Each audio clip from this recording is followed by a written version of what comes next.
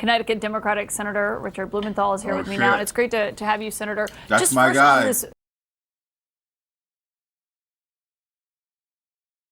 Yeah, I ain't gonna hold you. This nigga's been senator of Connecticut since I was like 8. He was probably a sitting senator from before then. But I'm 25. I'm about to be 25. This nigga's still serving. These niggas, what is their term limits?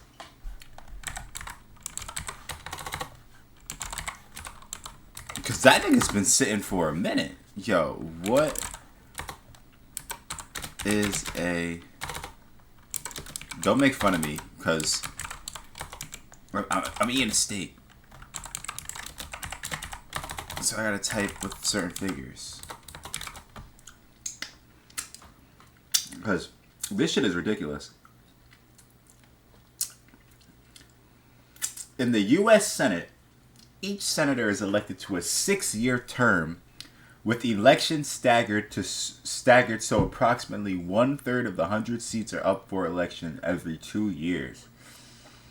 There are no term limits. Yo, who's voting for this nigga, bro? So he sits to serve for 6 years, right? I remember this nigga being senator since I was 8. This nigga done served 3 terms?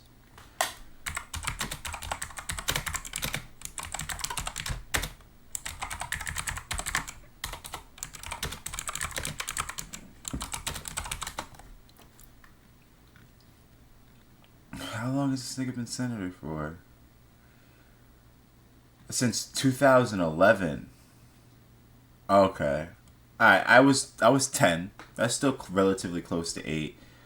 So 14 years and 6 months. 4th term.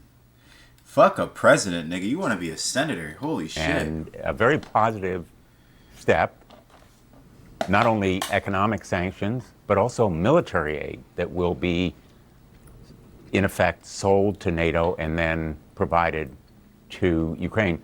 But these economic sanctions that he's talking about are good. Our bill is better. He's applying a hammer.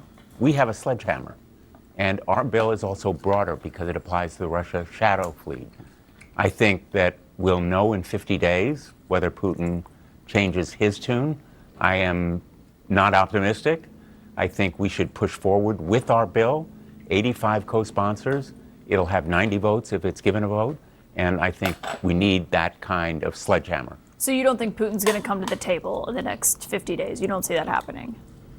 Given his history, and I think the president's right, a lot of nice talk, but very, very little in the way of sensible kinds of proposals to Ukraine for any kind of ceasefire or peace talk. So I'm pessimistic that Putin will alter his strategy before force is actually applied. He's a thug. He understands force, economic force or military force. And our sanctions will be a force multiplier because the Europeans are looking to us. As I saw when we visited Rome recently for the Coalition of the Willing, every one of those presidents, prime ministers, thanked Senator Graham and myself for moving forward with the sanctions bill. So do you think your sanctions bill, which to be clear would go up to it would essentially allow him to go up to basically 500%. He was saying today that there's not much difference made above 100%. Do you think it ultimately is going to get a vote? I believe it will. And the reason I think it will is that the president was very receptive to the bill today in tone, maybe not a full-throated endorsement, but also the leadership of the Senate as well as the House is behind it. And there are some details, some I's and T's that need to be dotted and crossed, but we are very, very close now. And I hope, within the next month or two, we will have approval by both houses of Congress. Because Senator, the Majority Leader, John Thune, had said that your bill could see a vote during this working session. Right now, he says we'll wait and see over these next 50 days. Are you worried about what Putin could do in these next 50 days, the damage that he could inflict on Ukrainian cities? I am not only worried, I am heartbroken about the continued killing. All right, well, I don't really have much to speak on the whole idea with Ukraine. I do know that it's different when you have a guy that's been holding their position of power for longer than some of us have been alive, and we change our representation for our country every 4 years, at least for our figurehead.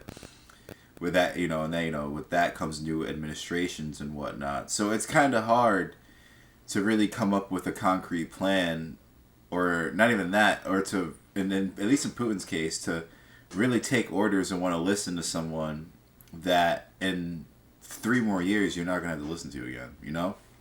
It's a lot easier to plan world domination and specific conquests when you could sit in power for however long until either you get overthrown, or you fucking die.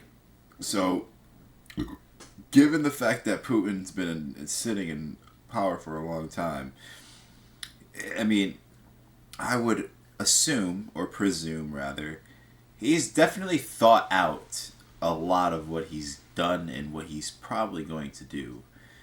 And, before, Putin was, Trump even said himself, they had really good conversations. They were buddy. He was, stroking that ego. But now it's kind of like he's acting like, bro, nigga, I do not gotta listen to you, bro. Even don't forget when Trump was announced that he won the election or something, that Putin dropped those photos on fucking the Russian media of Melania doing her little her photo shoots. Just say that. So I'd like to assume these things is not cool. And also, too, the sanctions and stuff, this thing's got bricks. Isn't that what that shit's called? Brex or bricks? That little thing, that unity they got going on with everybody else. I really don't think these niggas is really concerned about that, bro. Putin really don't give a fuck. Beautiful dawn of the morning, I'm gonna chase you out of earth.